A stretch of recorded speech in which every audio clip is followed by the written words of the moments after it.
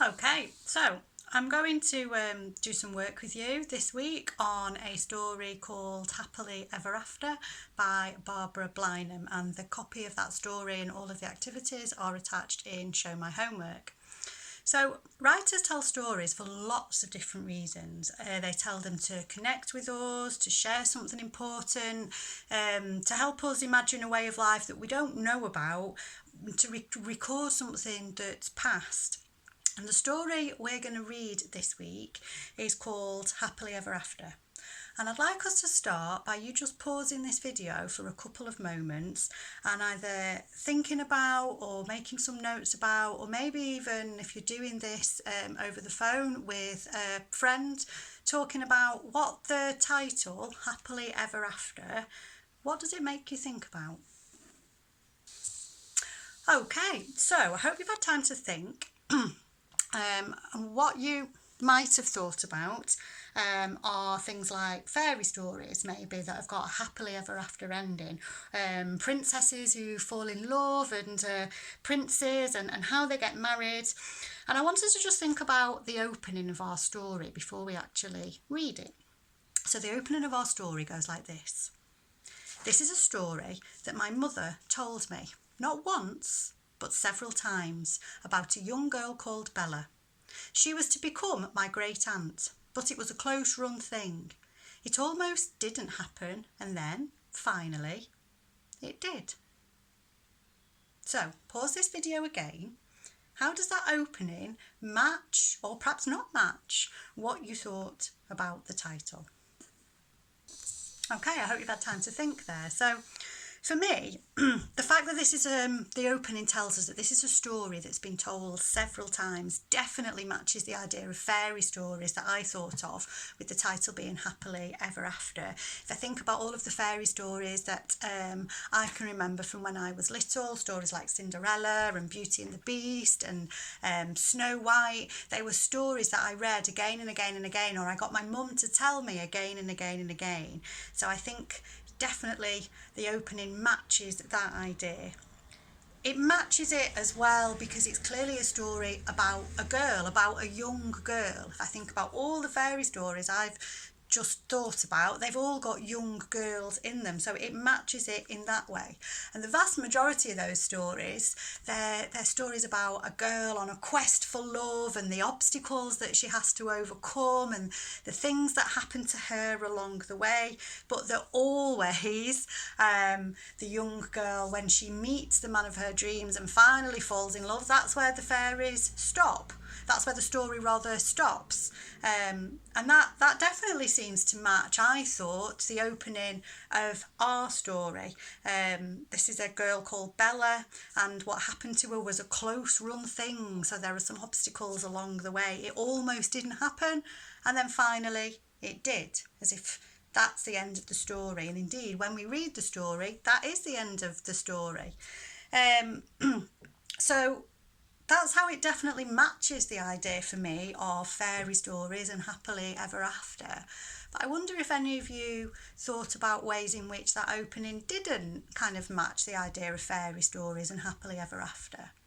For me, it was the idea that our author, Barbara Blynham, that this was a true story. So Snow White, Beauty and the Beast, Cinderella, those kind of things, clearly not real stories. But Bella is this writer's great aunt. So this is a story that actually definitely happened. So again, before we get on to thinking about reading the story and engaging with the story, I want you to think about your own family stories. Can you ask people in your family, what are their stories?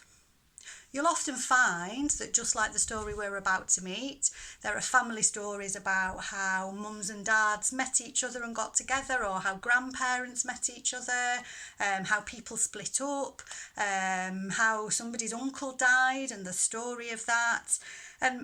what you might find is that some of those stories have got kind of things in common that it might be interesting to just have in the back of our mind before we go on to read our story. So again, I'd like you to pause this video. I'd like you to maybe spend some time talking to people in your house about the stories that they might have that are real stories, or just reflecting on stories that you might have heard. So perhaps you've had time to do that then. And I know that one of the stories that we tell in our family is about how me and Mr. Banks got together. And the story we usually tell in its very condensed form is along the lines that we first met each other when we were both at university, but that I remember that encounter, but that he certainly doesn't. And I remember going for an audition as a very, very nervous first year undergraduate, going for an audition to be a part in A Midsummer Night's Dream at the University of Sheffield Theatre Group, and I was only auditioning to be a fairy. I didn't even think that I could get a speaking part, but as it turned out, my husband, as he is now, he was the person who was auditioning me, and he did not even give me the part of a fairy. So when we met several years later on our teacher training course, I was mortified because I remembered I remembered him, and I remembered the rejection, and to make it even worse, he didn't even remember me, so that was terrible. And then we did our teacher training together, and then we went our separate ways, and then we eventually ended up working together at the same school after quite a number of years really, and then we finally did get together. Now that's a very short version of that story, and you'll perhaps find that the ingredients of most family stories kind of share some similar traits. It might be that, like I've just done there, years are pushed together.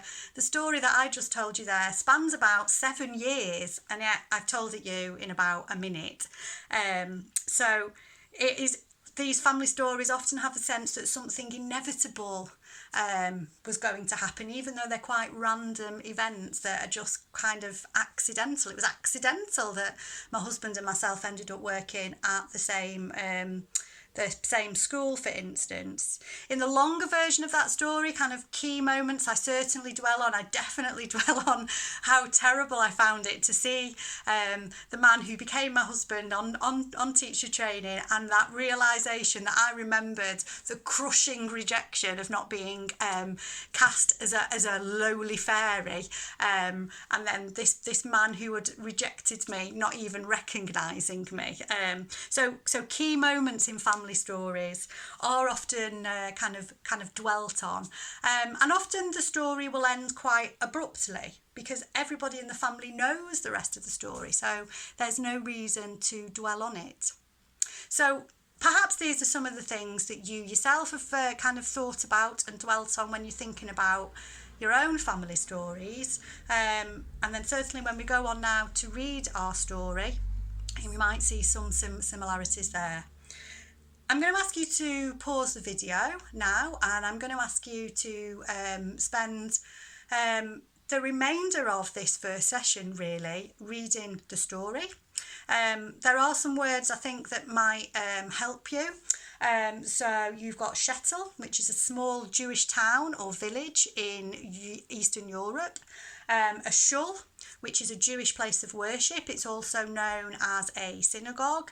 And then lastly, the talism, which is a prayer shawl. So those words are in your pack for you, but you certainly, I think it will make more sense when you're reading the story if you've got those definitions to hand. So please now pause, spend some time reading the story, and when we come back for what I hope is going to be the second session, though you may of course decide to kind of go along and do this all in one go, we'll talk a little more about the story. Okay, so welcome back. I very much hope you enjoyed the story. One of the things that we always recommend in English is that you do reread it several times, anything that we are looking at from a kind of English study point of view, rather than just reading it that once for pleasure. But often I think that the first time that you read a story is when you do get it in its purest, most pleasurable form. So I hope very much that you enjoyed the story. The aim of our work with this piece of writing is really for you to consider and ultimately share with us what you found out about Bella's way of life, and to think a little bit about why the writer might have wanted to share that particular story with a much, much wider audience than just within their own family and put it to paper. And one of the things that I want to do with you in this video, just to give you a little bit of support with that, is to think about the way that the story is being written. Now, one of the things that people teaching you to write stories will often do when you're thinking about writing stories is to add lots of adjectives and to add lots of adverbs or similes or metaphors or quite poetic kind of language to paint the picture that you're hoping that your reader is going to imagine. And all of those devices have certainly got a place. But one of the things that I think is really good about this story is its use of nouns and its use of verbs. And I'm going to reread with you the third paragraph, which I think is really beautifully written. It's really vivid. And it's through its use of nouns and verbs, I think, that the picture of Bella's life really kind of is portrayed to us. And just remember, nouns are our naming words. They're names of objects, they're names of feelings and emotions when they're abstract nouns. But I really want us to concentrate on the concrete nouns, the names of things that you can see and touch, usually, if you're near enough. So nouns like table and shawl and glasses and mat and that kind of thing.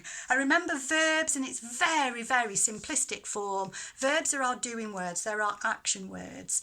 There are lots of other ways that we can describe verbs, but we're not going to go into those here. So you're looking for verbs like danced and walked and watched and hid and brushed and fed and all of those kind of things. So I'm going to reread that extract to you. Just give you a moment, if you just want to pause the video, to find the third paragraph in Bella's story. It's the one that starts, "She said her prayers on the Sabbath." Okay, so hopefully you've found that. And as I'm reading it to you, I want you to really think about the nouns and the verbs in that piece of writing. And I would suggest that you highlight the nouns in one colour or one way of underlining, and you highlight the verbs in another. Because when we look at those verbs in isolation, I really think that they do give us a really interesting picture of what Bella's life was like. So I'm just going to turn away from the camera now so that I can read it to you. And it goes like this. "She said her prayers on the Sabbath over the 2 tallow candles and drank the sweet wine. She hid from the boys with their talism, their prayer shawls and long curling locks, who laughed at her on their way to the little shull that squatted on the hill. She watched them as they walked along the mud track and past the dairy farm. She helped her mother with the washing, pounding it in a bucket with a washing stick, putting it through the wringer, hanging it by the fire to dry. She learnt to cook the simple food they could afford: potato soup, beetroot and swede, dark rye bread. She learned to smoke salty fish on wood or pickled in a barrel. She sat with her sisters, sewing coarse calico cloth and darning woolen stockings, watching her father with his prayer book, nodding back and forth, muttering the Hebrew prayers she didn't understand. She saw him fling out his arm in temper and bring the pan lid down with a crack when he was angry, so the table shuddered and trembled. She felt his scratchy woolen coat when he gathered all his children in the wide shelter of his arms to kiss and bless them. "Oh, my pride and my joy, may the good Lord care for you and bring you children of your own." She heard her mother singing Yiddish songs and watched her hitching her skirts to dance to the fiddle and the accordion at Purim or Shavuot, and she danced with her sisters, swinging them round and round. She watched at weddings when the bride and groom were lifted in their chairs, and the men clapped and sang, and the women danced and laughed, and the shy young bride looked out through her veil, and the proud young man smashed the ritual glass, and everyone shouted, "Mazel tov, good luck, may you have health and happiness." She saw her pimply brother becoming a man at his bar mitzvah, and her doe-eyed elder sister being betrothed to Pinchas the butcher, who was 20 years older than her and had a face like an unscrubbed potato. She hid scraps of paper to write on and stole stubs of pencil to write with. She woke in the morning when the scrawny cock crowed and went to her bed when the sun slipped down below the roof of the shawl. In short, she lived a life, and she knew of no other. So just take a moment to pause the video, to underline the nouns that you think really bring to life what Bella's life was like, the verbs that do the same. Don't worry about picking them all out. Just pick out maybe 10 or so of each that you think give you a bit of an idea of what Bella's life was like. And if you can you group them? Can you think about how they're showing you different aspects of Bella's life? Okay, so some of the nouns that I picked out, and I'm going to share them with you now in the groups that I put them in. So I've got prayers, Sabbath, prayer shawls, prayer book. Clearly lots of words to do with praying being a really important part of Bella's life. You've got words like fiddle, accordion, songs, bar mitzvah, ritual glass. Clearly, I think all words to do with kind of having a lovely time, celebrating things. And then you've got some really, really everyday kind of words like mud track, dairy farm, Ringo, washing stick, potato soup, beetroot. All of those words to do with the kind of day-to-day keeping alive and thinking about where they lived in that very simple life. And I think really the verbs some of them give you that kind of similar idea. So you've got verbs like clapped and sang and danced. So that adds that sense of that celebration, those celebrations that happened during Bella's life. You've got some words, I think, that give you the idea that Bella kept herself to herself when she was a young girl. So you've got words like hid and watched and squatted that I think create that idea. You've also got lots of words to do with chores, which were clearly a massive part of Bella's life, like helped and cooked and pounding and smoked and pickled. And you have got just a tiny sense of some of those verbs, largely around her dad, interestingly, doing prayers, that she finds, maybe she was a little intimidated. So fling and muttering, and the table shuddered when he hits it. So I hope that you maybe found kind of similar words when you were looking at those nouns and verbs. And I think it's really interesting that you don't always have to use adjectives and adverbs as the kind of key thing to convey the image that you want your reader to have. Those choices of nouns and really dynamic verbs are also just as important. Okay, so in session 3 then, I want us to cut really to the end of the story before I then set you up on the tasks that I want you to do independently. Bella's is clearly an unusual story. It's one worth telling, of somebody who escapes her own life in Eastern Europe, in Lithuania actually, to go and live in Cape Town in South Africa, which, even now I would imagine that journey from one continent to another continent is one that people would find worthy of telling that story. If I had somebody in my family who'd moved from living in the UK to then going to live in Cape Town, that would be an interesting story. Bella's story is quite an unusual one, really. She's clearly grown up. All her friends and her sisters and so on have been married, not necessarily to people that they particularly like the description of the butcher who looks like an unscrubbed potato that his sister marries.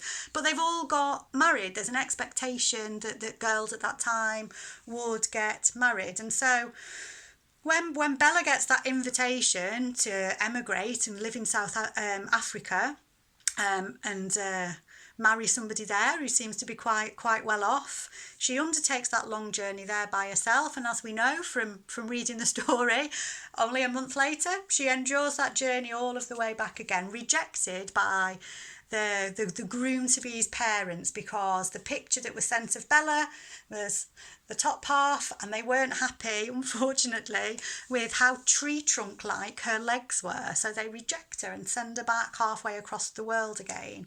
And romantically, the groom-to-be had already fallen in love with Bella and pined for her and insisted that she came back. And when they wrote that information to Bella, she hops back on the boat and she travels back to Cape Town, where they live happily ever after.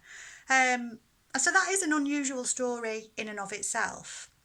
But the final thing that I want you to think about is that it's a story of exceptional luck, given the context in which the story was written.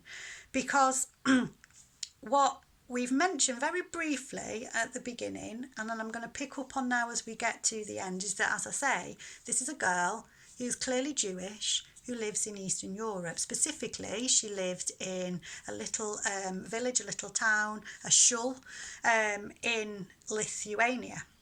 And what you could choose to do now, if you wish, is if you look in your session, you see that there is a hyperlink that will take you to a piece of reading about the Lithuanian Jews in the Second World War.